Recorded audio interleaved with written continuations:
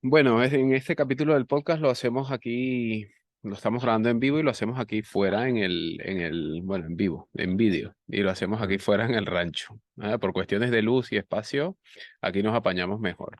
Entonces, bueno, hoy tengo de invitado a José, que siempre llevo ya bastante tiempo trabajando con él, no tengo ni idea cuánto tiempo, al igual son 8 años o por ahí que llevo conociéndole y trabajando con él, además viéndole casi que a diario, y sé el punto de vista que tiene sobre la nutrición, me gusta mucho su punto de vista, ha sido el nutricionista que me ha llevado a mí cuando lo he necesitado, bien sea o para perder un poquito de grasa o para ponerme a tope para una competición, es el que me ha echado una mano, y bueno, hoy vamos a hablar varios temitas interesantes. Pero bueno, aquí preséntate, man. Cuenta ahí un poco quién eres. Bueno, yo soy José, soy nutricionista. Como dice Jesús, hemos trabajado bastante tiempo juntos como entrenadores personales y al final un poco el enfoque que tenemos ambos o cualquier persona de la que nos pueda estar escuchando es un trabajo relacionado con la salud, un trabajo, digamos, multidisciplinar en el cual pues tienes que saber un poquito de nutrición, un poco de entrenamiento, un poco de día a día para que todo funcione, ¿no? Entonces yo me dediqué a estudiar dietética y nutrición en primer lugar, pero luego lo derivé también un poco al mundo del entrenamiento. No se concibe una persona saludable si solo, digamos, entrena y no cuida la salud mediante la nutrición o si solo tiene un cuidado excesivo a lo mejor en la nutrición, pero no entrena, ¿no? Que es un poco lo que vemos en el día a día. Y nada, poco más que decir. Vale. Y bueno, yo te quería preguntar, porque tú siempre vas compartiendo, cada vez que hablamos, siempre sale algún tema de estos. Y siempre que compartes algo en redes, eh, sé que trabajas con deportistas, ¿vale? Sé que llevas unos cuantos futbolistas también.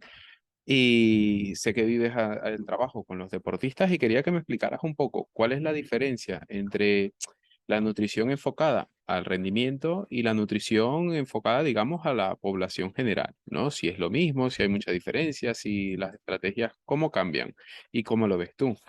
Aquí en primer lugar lo más importante es diferenciar qué persona, digamos, está en la categoría de deportista de, digamos, de élite, qué persona puede ser un deportista usuario medio normal y qué persona es una persona pues más sedentaria y que hace una actividad física moderada, ¿no?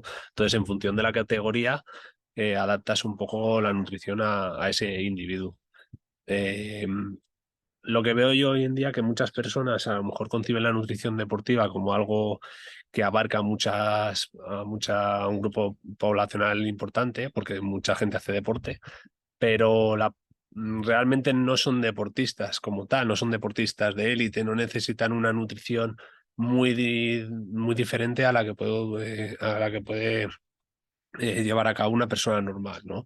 ¿Por qué? Porque todo el mundo se siente deportista por ir al gimnasio una hora, pero tus necesidades fisiológicas no son las mismas que una persona que realmente hace 10 horas de entrenamiento diario porque es un deportista de élite de verdad, ¿no? Entonces habría que diferenciar en qué punto estás, qué tipo de persona eres, porque también creo que es un problema muy común este, ¿no? Todo el mundo puede considerarse que a lo mejor es deportista y que necesita una nutrición adaptada para él mismo por ser practicante de un deporte, pero la inmensa mayoría de personas no están en este campo, ¿no? Entonces esa persona va a tener una nutrición muy similar a la de una persona que no hace prácticamente nada.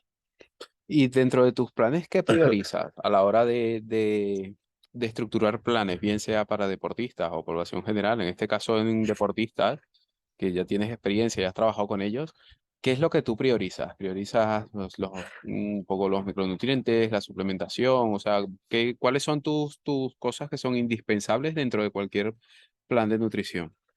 Lo más importante de todo es encajar a esta persona en ese grupo poblacional, ¿no? Si es una persona que hace deporte, qué tipo de deporte hace, es importante, porque no es lo mismo ir al gimnasio que salir a correr, no es lo mismo una persona que hace bodybuilding, culturismo, digamos, de forma amateur, que una persona que hace piragüismo o que juega a fútbol.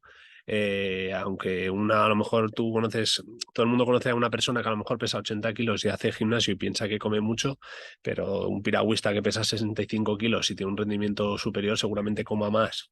¿Vale? Y necesite más calorías, necesite un poquito más de cuidado, debe tener cuidado también con el hierro, con ciertos minerales, magnesio, selenio.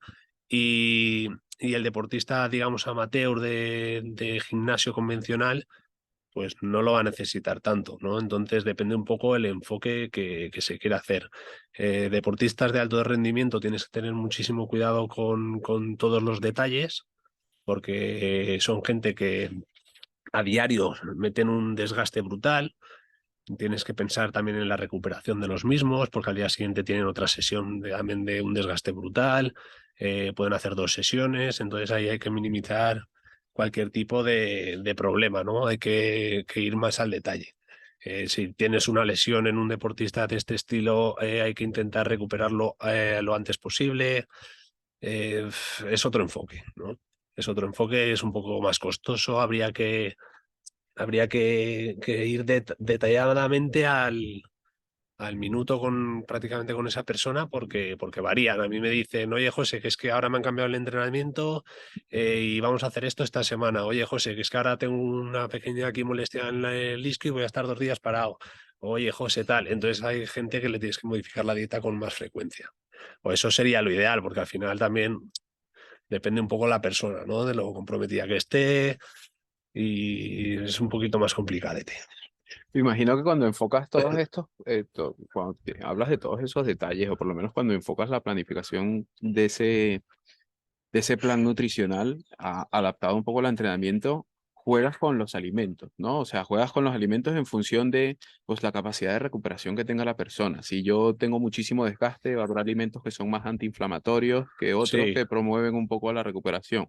Cuéntanos un poquito de eso. ¿Qué tipos de alimentos pueden ser o sea, los que promuevan un poco esa recuperación? ¿Cómo se pueden mezclar de manera sencilla? Porque cuando uno lo dice la gente no lo suele entender o lo suele ver como más complejo o piensan que tiene que ser algo súper complicado. Y yo me he dado cuenta al trabajar contigo que realmente es sencillo, o sea, que es y que son detalles como que en la ensalada pues pongas un poco más de jengibre o que hagas o que le eches unos dientes de ajo más al filete o juegas con esas pequeñas cositas que promueven esas cosas y quiero que me digas más o menos cómo se pueden integrar en el día a día.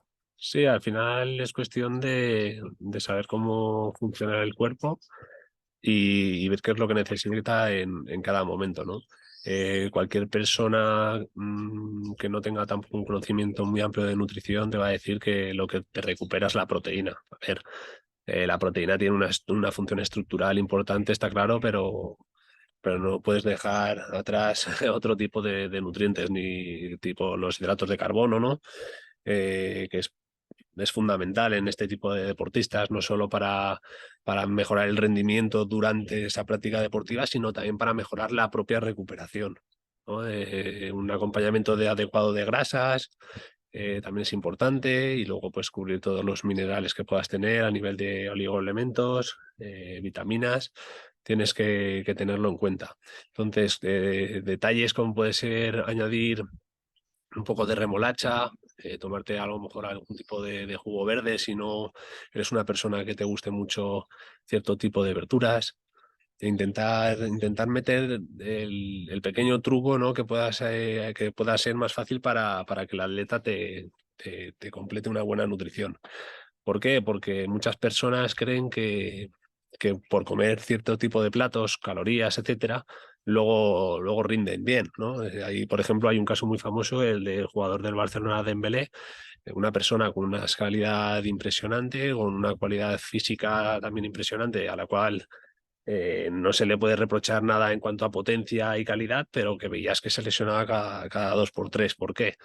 Porque la nutrición básicamente que tenía era lamentable, ¿no? Si tú metes calorías, porque tu cuerpo al final las necesita, pero todas esas calorías provienen de comida un poco más basura, ¿no? Hablando vulgarmente, pues a lo mejor no estás metiendo suficiente magnesio, no estás teniendo en cuenta pues a lo mejor el hierro, no estás teniendo en cuenta alimentos también que te ayudan a nivel inflamatorio para regenerar, para recuperarte mejor de un día para otro, como puede ser la cúrcuma, como puede ser la remolacha otra vez, el cale, como puede ser cualquier tipo de verdura. Al final casi todas las verduras tienen esa función, ¿no?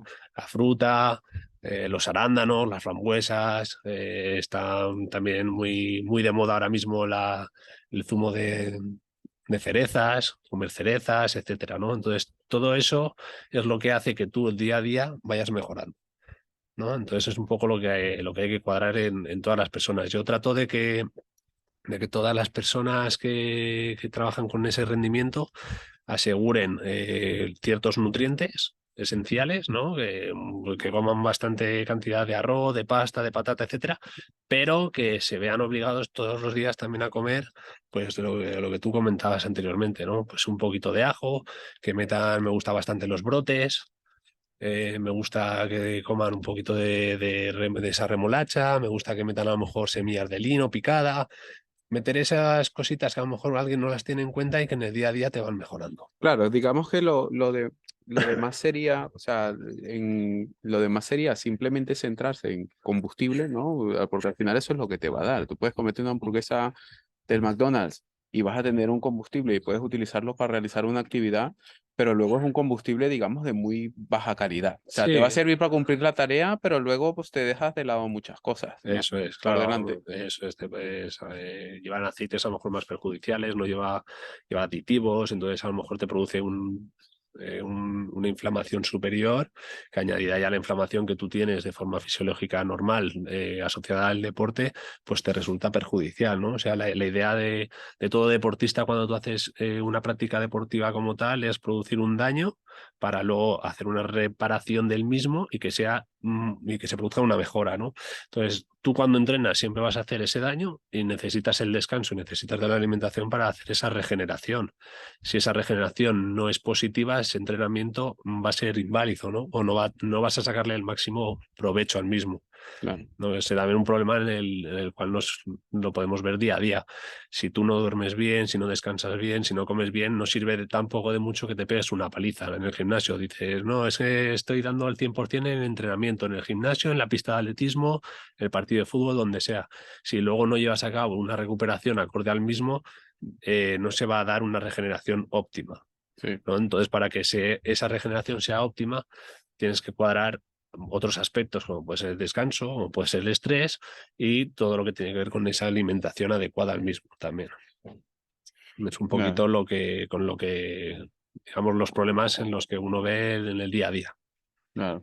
Y teniendo en cuenta todo esto, y ya saltando un poquito más hacia el tema de la población general, porque yo la verdad es que con el tiempo me he vuelto, no me he vuelto un poco nazi, ¿no? Pero sí que veo cosas pues, que digo que antes no veía y que se me pasan por alto y bueno, no sé, qué sé yo, a veces nosotros tenemos un restaurante, somos socios también en un restaurante y he visto gente sentarse en el restaurante y a lo mejor tomarse dos Coca-Colas con azúcar de las normales, luego comer dos piezas de postre, o sea, cosas así muy excesivas y ya las veo como que realmente lo que nos falta es como un poco de educación en general, ¿no? Teniendo en cuenta pues, la gran variedad de alimentos, teniendo en cuenta lo bueno y lo malo que tenemos ahora, es que tenemos alimentos de todo tipo, ¿vale? Tanto para bien como para mal, pero que muchas veces nos centramos en seleccionar como no los mejores, sino los peores, ¿no? O sea, tienes posibilidad de comer las 24 horas del día y en vez de ir al supermercado y optar por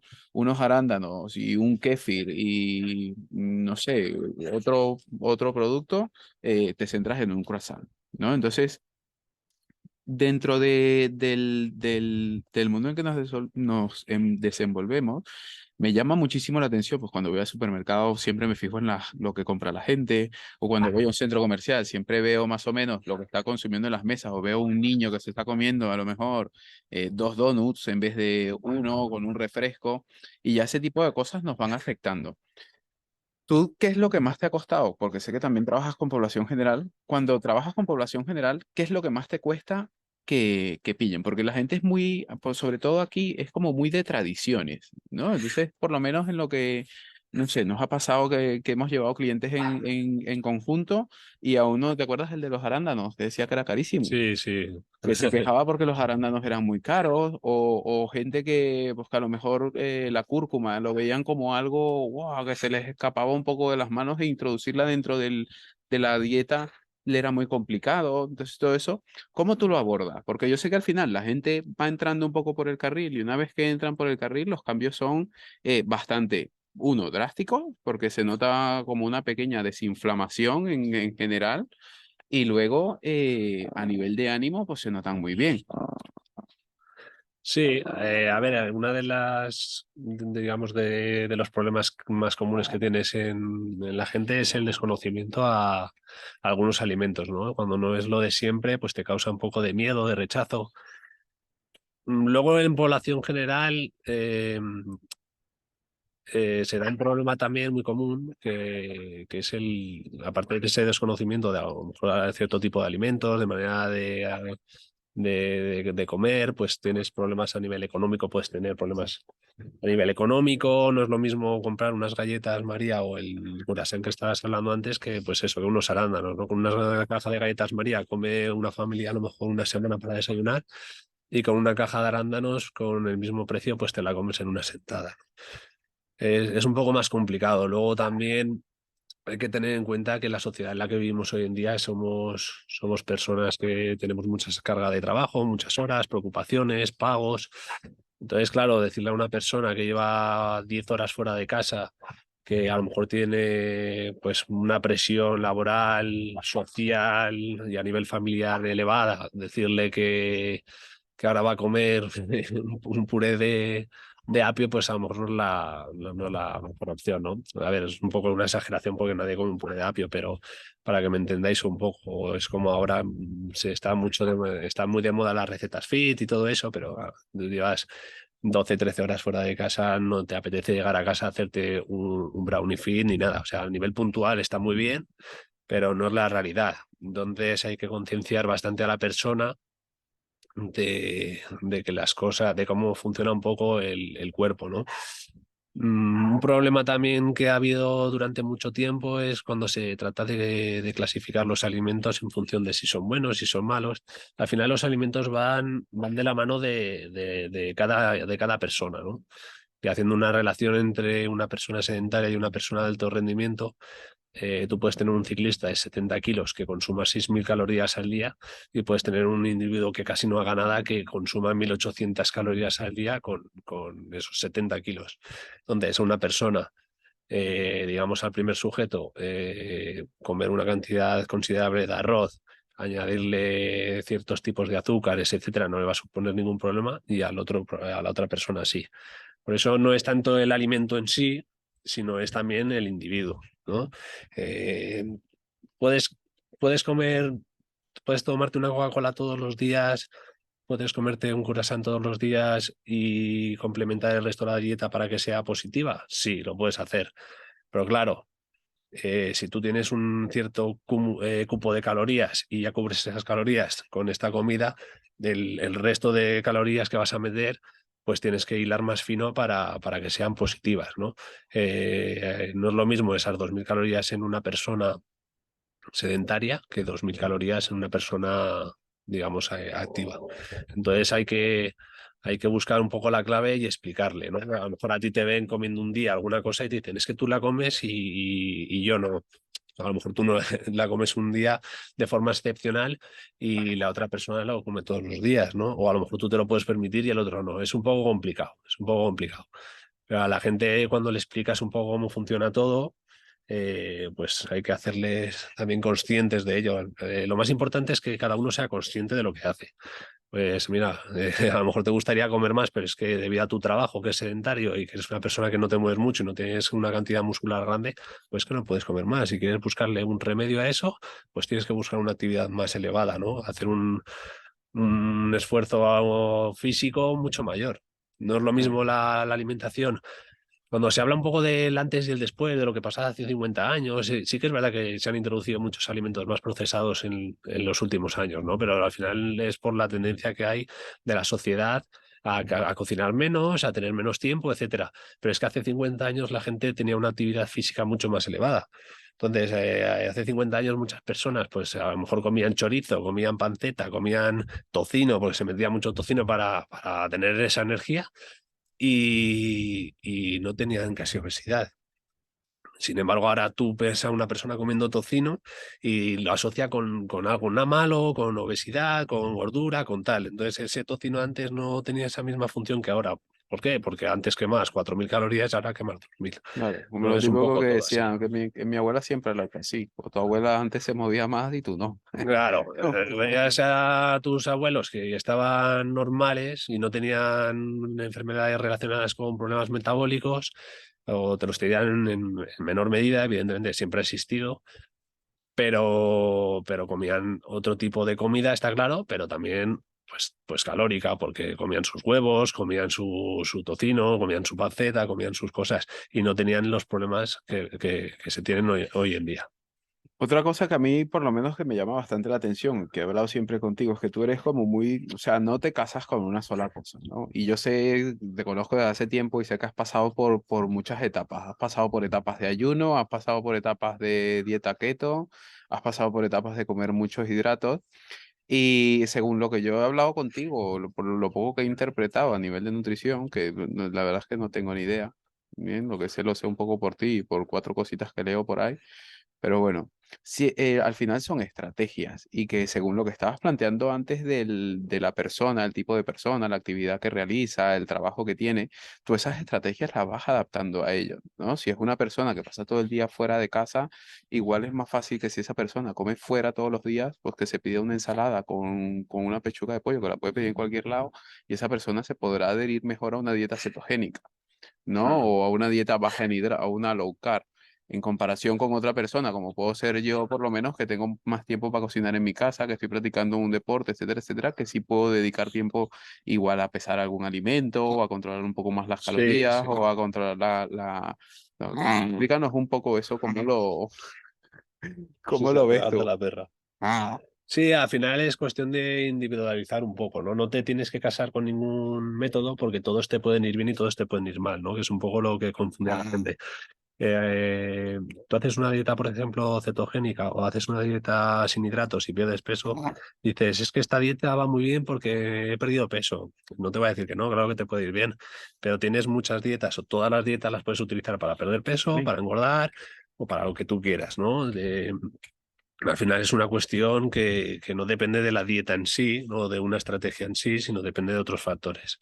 Puedes ser vegano y puedes ser saludable, puedes no comer muchas verduras y ser saludable, puedes plantear un planteamiento, o sea, plantear una dieta, una estrategia más alta en proteínas, un poco más moderada, puedes hacer lo que quieras, ¿no? Por eso surgen tantos métodos nuevos y tantas historias. Al final es un poco lo de siempre, ¿no? Si es una persona más activa podrás comer más, si eres menos activa podrás comer menos. Y buscas temas de saciedad, hay alimentos que te ayudan a cumplir tus objetivos y entonces hay personas que se adaptan mejor a una cosa que otra. Si a ti te sacia bastante la patata y quieres perder peso y comes mucha patata y te sacia mucho y comes menos de otras cosas, pues perderás peso comiendo patata. Si a ti no te sacia la patata, comes mucha patata y hace que tengas más hambre o más gula y comes mucho más, pues subirás de peso. Entonces es cuestión de buscar un poco la estrategia que se adecua a cada persona.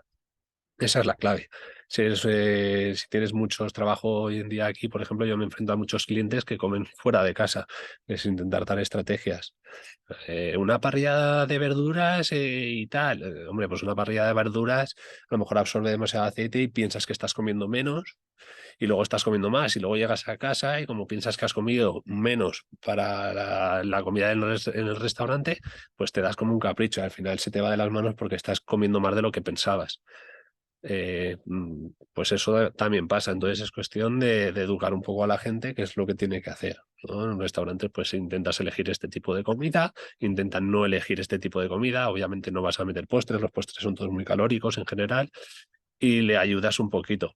Y si lo vas adaptando, al final no tienes problema. No todo el mundo tiene por qué pesar la comida. La inmensa mayoría de personas, el 99% de la gente, no debería de pesar la comida o no tiene por qué pesarla. Otra cosa es ya querer hilar más fino. Cuando quieres hilar fino, pues tienes que cuidar todos los detalles. No es lo mismo una persona que tiene que perder 15 kilos porque come fatal y le quitas un poco, le cambias los alimentos y mejora, a una persona que te dice, no, es que yo tengo que competir y tengo que sacarle el máximo rendimiento posible. Eso ya son estrategias diferentes, ¿no? Ya. A mí me gusta también a veces ver si la persona es capaz a lo mejor de hacer algunos pesajes para que sean conscientes un poco de esas cantidades, ¿no? Al final decir mucho o poco es relativo. Entonces, a lo mejor si tú le dices una porción de arroz, ¿qué es una porción de arroz? Pues si ya pesan y te pesan 70 gramos y ven un poco lo que hay en el plato, luego a lo mejor se lo quitas y ya se va Ya se ha acostumbrando claro, familiarizado. eso es, se va acostumbrando a comer esas cantidades. Entonces, en esos casos lo puedes poner una dieta, digamos, más medida.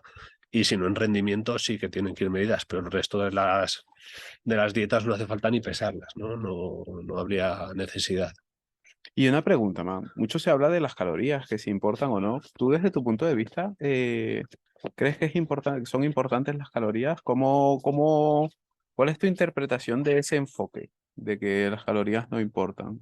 No, al final todo importa, claro, importa. Lo que pasa que es ese malentendimiento que se hace sobre las mismas, ¿no? Porque al final no es algo matemático. Es lo que te decía antes, no, tú no tienes una medición exacta de las calorías que tú quemas.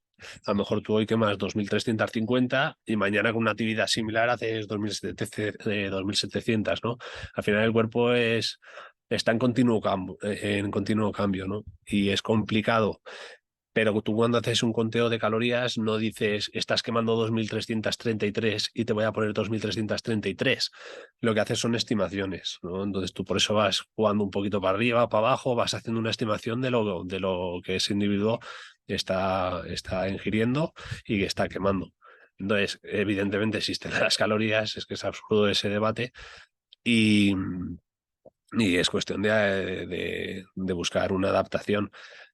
El tema de las calorías, pues porque se puso un poco de manifiesto. ¿Por qué? Porque si tú ingieres ciertos alimentos que son más bajos en calorías, puedes comer sin necesidad de pesarlo, porque va a ser difícil que te llenes con eso, ¿no? O sea, si tú te alimentas a base de fruta, verduras y reducen mucho los hidratos y comes algo de carne, pues vas a tener seguramente más saciedad, vas a estar saciado, vas a comer como más cantidad y vas a decir, "Jo, es que como más cantidad y me engordo menos, claro.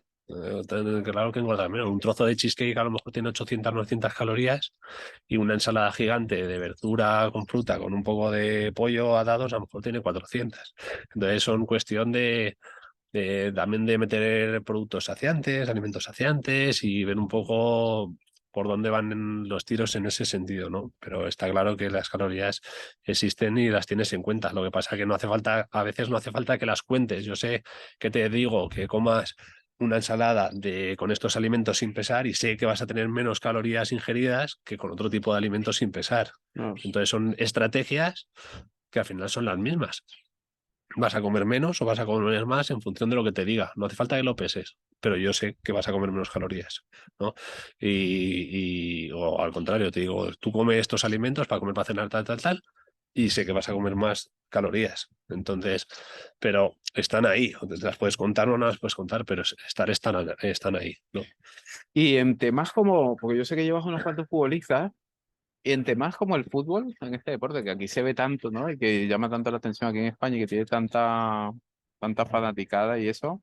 ¿Cómo ves tú el tema de la nutrición? Por lo menos con los chicos que llevas, ¿con qué inconvenientes te sueles encontrar? Porque yo sí sé que alguna vez me ha comentado de los pliegues y eso, que los tienen muy en cuenta y Sí, se te complica un poco a la hora de hacer los planes. bueno, el primer problema que tienes con, con futbolistas es el mismo que puedes tener con una persona normal y corriente, ¿no? Es qué alimentos le gustan, que no, a mucha gente no le gusta a lo mejor la fruta, no le gusta mucho la verdura. Y en este tipo de personas a lo mejor sí que es más importante que cuiden esos detalles, ¿no? Igual que te decía antes, que una persona a lo mejor más sedentaria no hace falta que mida todo. En estos sujetos sí que es más importante que vaya todo casi al milímetro. Entonces, el problema común de gustos, eso es muy normal. El problema también con el cual te enfrentas prácticamente a diario que hacías mención a los pliegues, es que a lo mejor tienes chavales de 15, 16 años que están en una época de crecimiento, que están delgadines, que necesitas que vayan creciendo, que necesitas que vayan aumentando masa muscular. Y es verdad que pues en los clubes se hacen medición de pliegues porque si no les pueden multar o les llamarán por lo menos la atención. Y a lo mejor en esas categorías, con esas edades, no sería lo más apropiado, ¿no? Pero bueno, es lo que hay y tienes que trabajar con ello. Cuando tienes a gente que tiene 16 años y que de un año para otro puede subir 8 o 9 kilos de masa muscular prácticamente, bueno, de peso, masa muscular como tal, pero sube 8 o 9 kilos de peso, pues los pliegues para mí quedan en un segundo plano. O sea, yo tengo un jugador que tiene 17 años que pesa 60 kilos y va a dar el salto al primer equipo, pues, coño, con 60 kilos en el mundo profesional va a ser complicado, ¿no? Porque al final necesitas un jugador potente, necesitas que tenga algo de cuerpo, necesitas que sea diferente, que es un poco el problema que hay hoy en día en el fútbol español también. No se ha tenido en cuenta mucho la nutrición, pues no se ha tenido en cuenta. Tampoco se ha tenido en cuenta el trabajo específico de sala, de pesas, y en eso otras ligas te están pasando por encima, ¿no? Son mucho más físicas, la alemana, la inglesa, son ligas mucho más físicas y entonces habría que tratar de solucionarlo.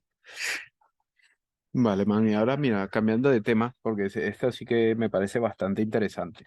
Yo sé que tú, bueno, los que no saben, o por lo menos los que han ido al curso, lo saben, ¿no? Que tú llevas la parte de Back to Human, que sacaste tu propia marca Bueno, de suplementación deportiva y, pues, bueno, de suplementación. Y sé que cuidas mucho los detalles en cuanto a la marca, ¿no? En cuanto al tipo de ingredientes que tienes, los productos que sacas muy pocos productos, pero que son productos realmente de calidad. Y yo desde, o sea, como te veo a diario, sé lo difícil que es. Entonces, cuéntame un poquito cómo, o cuenta un poquito cómo ha sido la experiencia de hacer eso, porque seguramente que no eres el único, sino que habrá mucha gente que se le pasa por la cabeza. Habrá alguna persona que sea un poco más joven que tú, que también en algún momento piense en un proyecto como este. sí. Y bueno, eso, comenta un poco qué te has encontrado por el camino, porque sé que es difícil, pues, el tema de etiquetados, tema de los tipos de materia prima que puedes conseguir, etcétera, etcétera, la variación de precio que hay de una materia prima a otra. Cuenta un poquito. Bueno, aquí la complejidad del mundo empresarial es altísima, ¿no? Emprender cualquier negocio ya es complicado, pero si encima tiene que ver un poco con el mundillo de la alimentación, de la suplementación en sí, yo creo que es incluso más, ¿no? Eh, yo empecé un poco esta aventura porque como entrenador personal y como nutricionista empecé a ver que todo el mundo te pregunta, ¿no? Pues para cuidarse, oye, pues me gustaría tomar proteína o tengo un primo que me ha dicho que me tome estas vitaminas o qué tal, qué cual. Entonces ves que la gente está muy perdida, ¿no? Están perdidos, les intentas asesorar, tal. Luego te das cuenta que muchas de los productos que se venden en el mercado no valen para nada. O sea, no tienen ninguna funcionalidad, ¿no? Tú te metes en cualquier página de estas que tienen 1000 productos y la inmensa mayoría no sirven. Por eso le preguntas a alguien y te dice, ¿qué productos sirven? Te va a decir, la proteína, la creatina, tal, y te dice 4, 5, 3, 4, 5, no te dice más. Entonces, ¿por qué hay marcas que venden 200 productos? Pues porque hay un interés comercial detrás muy importante, ¿no? Yo lo que quería era hacer una marca que no estuviese ligado a eso.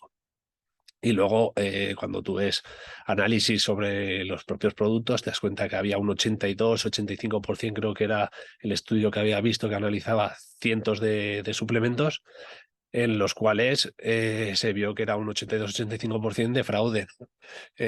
No se está vendiendo, o no se está, digamos, ingiriendo lo que uno piensa.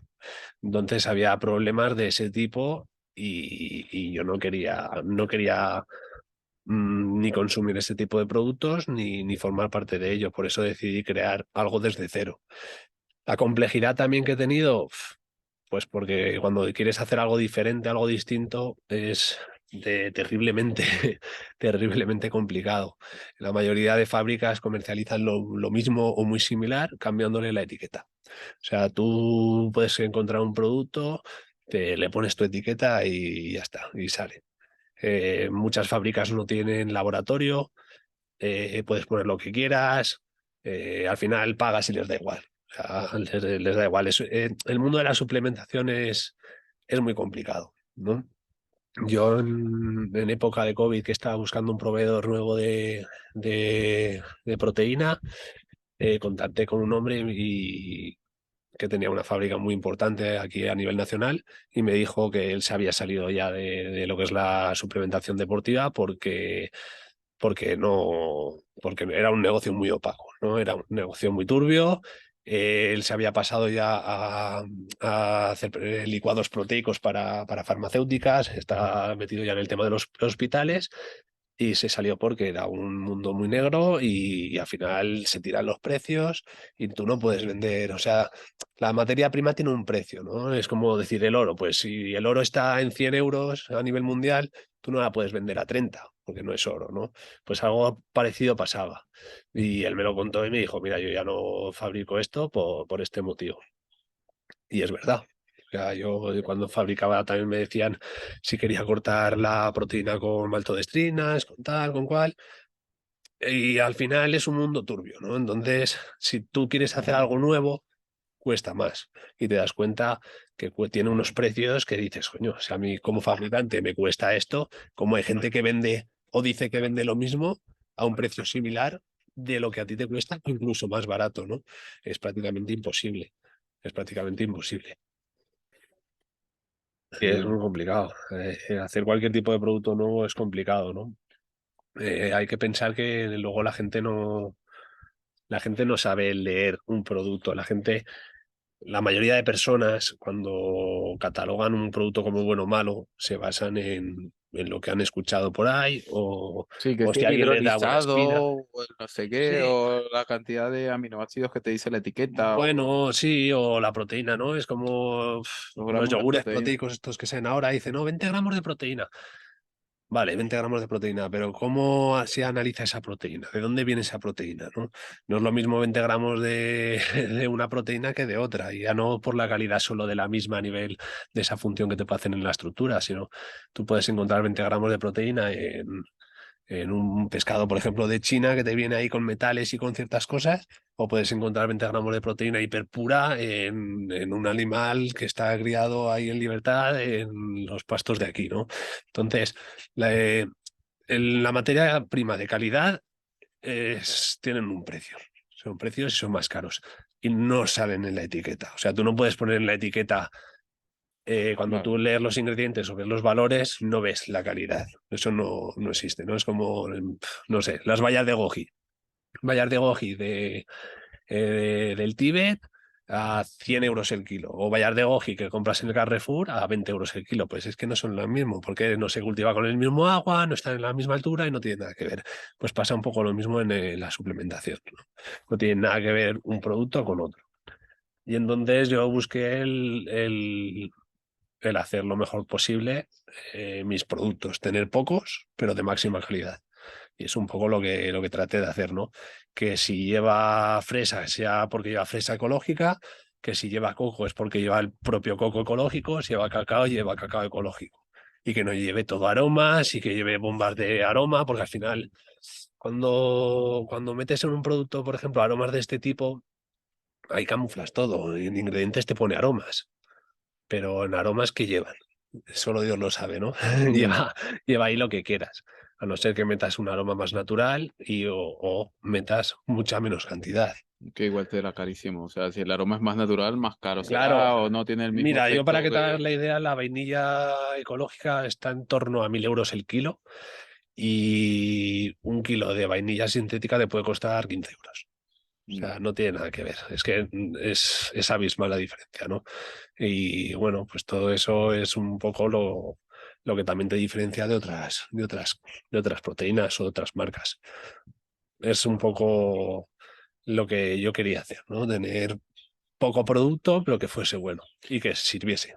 Y a la hora de conseguir los ingredientes es muy complicado. Es muy difícil conseguir productos de buena calidad o que lleguen, porque por lo menos no te ha pasado, que lo sé y lo he visto por lo menos con gente que me escribe o tal. Oye, ¿cuándo ponen la proteína de suero otra vez en la web, o oye que no hay creatina, oye que no hay tal, porque Sí, sé sí, que sí. con todo este tema de la guerra y con todo lo que ha pasado, pues ha estado un poco complicado la cosa ahí de conseguir los productos, que incluso se pagan muchísimo más caros. El precio se ha disparado muchísimo más que antes. Sí, sí, sí. Sí, cuesta mucho porque al final esas materias primas, a lo mejor todos hemos tenido problemas con ellas, pero luego aparte cuando es algo más exclusivo todavía tienes más problemas porque a lo mejor ya no interesa a otra persona comprarlo, entonces tú también te quedas sin esa parte o por por las materias primas que yo utilizo que no las utiliza nadie, ¿no? Yo, por ejemplo, le añado matcha real a la proteína vegana, hay otra que lleva acai, que es una fruta tropical con un poder antioxidante muy elevado, a la vainilla pues le echo esa vainilla real, al coco le echo coco real, entonces, ¿qué pasa? Que si esas materias primas no las puedes conseguir, se te cae la producción, ¿no? Tú, un fabricante normal, el que mete un aroma, pues aroma sintético hay siempre, todo el año y es barato. O sea, por mucho que te suban los precios, eso no Sí, no es una repercute tontería, en no te va a el... repercutir.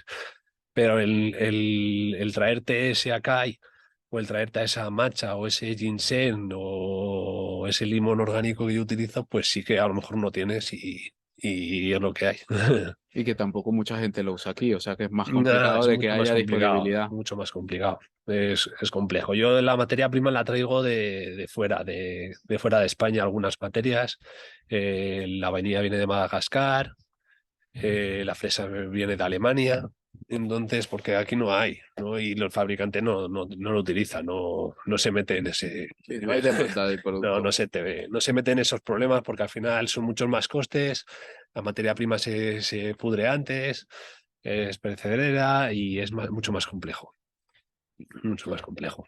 Las barritas, todo es mucho más complicado hacerlo de esta manera. O sea, lo fácil es coger y hacer, ponerle una etiqueta a un producto que ya está en el mercado, ¿no? Lo pagas, lo metes y hasta ahí te olvidas. Pero cuando lo creas tú es mucho más complejo. Ya tienen que pagar la producción para hacer la tuya, son otros ingredientes, es otro coste, y es muy, muy, muy complicado.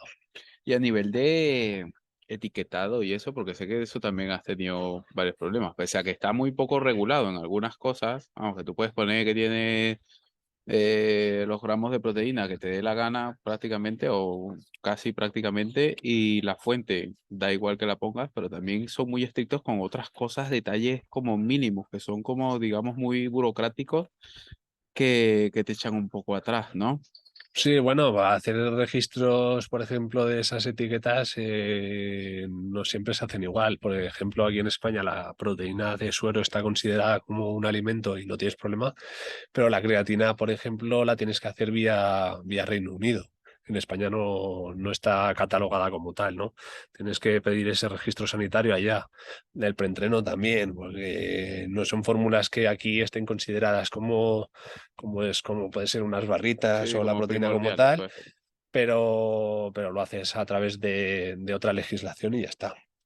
Tampoco hay mayor problema, pero es complicadete también cuando no estás metido en el asunto porque tienes que detallar todo, tiene que tener unos milímetros la letra, hay unas que tienen que ir en negrita, otras no, si lleva alérgeno, si no, y es un poco complicado, pero bueno, al final son cosas que cada año se va avanzando más y cuanto más visible sea todo y el cliente tenga, digamos, más facilidad para ver de qué está hecho todo, pues mejor, ¿no? No, por mí sería, lo ideal sería que se supiese al 100% de dónde vienen todas las cosas, como la proteína que te está viniendo de muchos países del este o de China y la gente la consume aquí y no saben de dónde viene. No, Ujú. no es lo mismo esa creatina china o esa proteína que viene de China que es 100 veces más barata que una que te viene de aquí. Claro. Además que se nota mucho, tío. Yo por lo menos con el tema de las protes lo noto muchísimo nunca cambio, siempre consumo la misma. De hecho, a veces descanso o a veces cambio un poco. Tengo ahí mis preferidas, pero en cuanto al sabor, por lo menos en la proteína, la de coco, la última, está brutal. Se la probé Sí, sí. ayer, o sea, está muy bien. Y es que no es un sabor tan dulce, o sea, no es un sabor de estos que te pega, así como artificial. Y yo creo que eso, tío, es un puntazo, porque Sí. no te cansa. O sea, No. no te cansa, lo puedes seguir tomando, o sea, es como, no sé. La proteína de coco tengo una anécdota porque estaba desesperado, no encontraba que me pudiese hacer otra vez proteína de coco, otra remesa. Entonces al final conseguí lo que es la proteína, pero tenía que volver a darle un poco ese sabor al coco, ¿no? Porque ya me pasó con la vainilla que al final se quedó como muy suave, muy neutra, y si es tan suave y tan neutra a la gente tampoco le gusta, ¿no? Puede ser muy buena, pero al ser Eso tan es, suave, tan pero no neutra de sabe nada sabor, y al final la no. gente busca que te sea un poco sabrosa para que te tomes un batido y te resulte agradable, ¿no? Entonces el coco, y mandé a hacer dos pruebas. En una añadí el coco y ya está, y en otra añadí el coco y un poco de aroma natural. Yo iba haciendo las etiquetas ya a medida que estás probando, dejando de probar, y entonces yo hice la etiqueta pensando que iba a añadirle el aroma de coco natural, y me llegó las muestras y la probé, y al final le dije, me gusta más esta, y la probé. Y me dijo, por la que has aprobado no lleva aroma, solo lleva coco, la proteína y ya. Y la stevia. Y dije, joder. Y dije, pues ahora he hecho la etiqueta ya con el aroma. Y daba por hecho que iba a venir con algo de aroma. También te digo que en una amasadora a lo mejor de 300 kilos, en condiciones normales, se echa 300 gramos o sea, 330 kilos, perdona, de aroma, y a lo mejor yo estoy echando 10. O sea, por eso el sabor y todo es mucho menor. Aparte que al ser natural tiene menos potencia, ¿no? Y le dije, tengo que echar, aunque sea, no sé, simbólico, 10 gramos Claro, porque lo he puesto en la etiqueta. Y así fue, pero vamos, que sepa la claro, gente que la de coco no lleva nada, o sea, porque además la nada. etiqueta no es que haces una etiqueta. O sea, cuando haces un etiquetado, ¿cuántas etiquetas tienes que mandarse Sí, mínimo? haces miles, haces miles.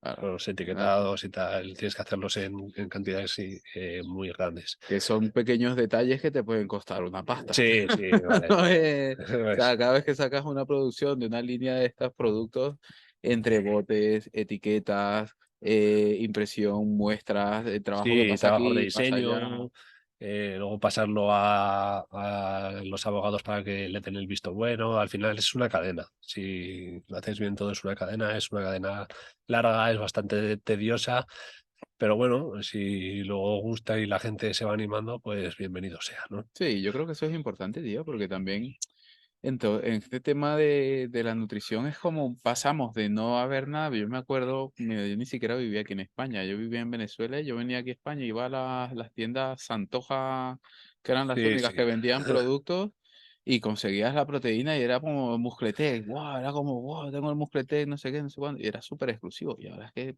proteínas hay de todos lados. Todo el Sí, mundo tiene marcas, hay marcas de todos los precios, o sea, vas sí, incluso a sí. los supermercados y los mismos supermercados tienen ya su propia marca de proteína, o sea que educar a la gente también a consumir productos de calidad, uno, yo creo que es un poco más efectivo a largo plazo, creo que es mucho mejor porque con menos que consumas, tienes que realmente de estos productos, no necesitas consumir tanto, o sea, no necesitas meter 2 casos de proteína al batido para llegar a la toma diaria. Igual con un caso está bien, y si la proteína es de un alto valor biológico, pues igual asimilas un poquito Sí, más, sí, o no lo sé yo, ¿no?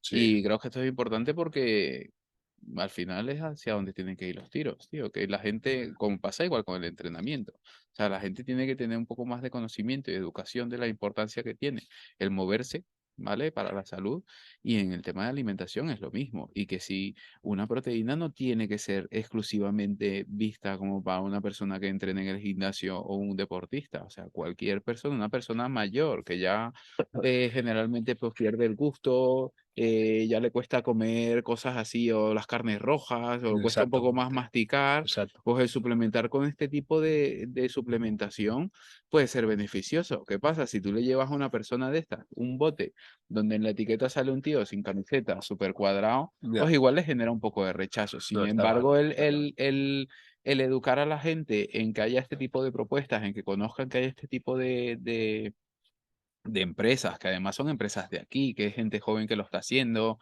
sea, que quieras o no, has tenido una idea, te lo has ido currando, y de aquí en el tiempo pues ya vas mejorando los procesos, pues todo eso es importante porque al final crecemos todos y vamos tirando todos hacia el mismo sitio. Sí, sí, Y totalmente, aquí nos da un totalmente, poquito el sol. totalmente. Además, lo que mencionas, ¿no? El hecho de que también se haya popularizado el consumo de proteína, ¿no? Y que la propia legislación en España la considere ya como un alimento, es algo positivo. Al final ya se va quedando atrás esos mitos de te tomas la proteína y te salen músculos y cosas de estas absurdas que se decían antes, ¿no? La proteína está para complementar una dieta de la forma en la que tú consideres. O sea, si es una persona como yo, que yo podría comer a lo mejor proteína de otras fuentes, sí, pero es que a mí me gusta, por ejemplo, tomar los cereales con leche y con Bueno, proteína. ese es el mejor preentreno Claro, que hay. entonces a mí eso me gusta. Entonces, ¿por Mm, qué voy a comer más carne después o más pescado después si me gusta ese tipo de comida, ¿no? claro, y que igual puedes Eh, ahorrar un poco también sí, a la lo hora va de comprar. regulando, es más fácil, es rápido. Entonces a mí me gusta. En personas mayores les vendría perfectamente porque son gente ya, como tú has mencionado antes, que consumen menos cantidad de proteína diaria, pues ya pierden un poco el gusto, ya pierden la noción de tal, les cuesta más masticar. Grupos, por ejemplo, como mujeres, muchas veces las mujeres cuando quieren perder peso dejan de comer o comen solo fruta por la noche, tal, no añaden proteína, les vendría bien. Entonces, que cada vez esté más en el supermercado, que esté aquí y allá, a mí me parece perfecto. Ahora bien, lo ideal es que esa fuente de proteína sea buena. Y que sea buena significa, no solo significa que los ingredientes sean buenos, sino que, pues, que tenga una producción pues, más sostenible o que sea una proteína. Pues yo, por ejemplo, el cacao, insistí mucho en que fuese cacao orgánico, pero de comercio justo. ¿Por qué? Porque tratas de formar parte de un sistema en el cual pues, a lo mejor la gente no esté toda explotada. No solo es bio para que ponga bio, sino es bio porque intentas que no se añadan porquerías a los suelos, que no se produzca una contaminación excesiva, intentas mejorar un poco en todos esos aspectos, ¿no? Y entonces yo creo que es lo que también hace diferencial a Bad to Human. Bueno, pues nada más, yo creo que ya con esto estamos suficientes. Que aquí hace un frío que pela y ya. Joder, vos me has engañado, macho. Así que nada, chicos, ya saben, cualquier cosa yo dejaré luego las redes de José por aquí, @José String in Motion, lo dejaré abajo en la descripción. Y nada, si te gusta el podcast, recuerda darle like y si crees que a alguien le pueda interesar eh, la información que has escuchado o que pueda interesarle este tema, pues compárteselo hoy y que tenga la oportunidad de escucharlo. Bien, Juan, despídete por ahí y cerramos. Nos vemos en la próxima.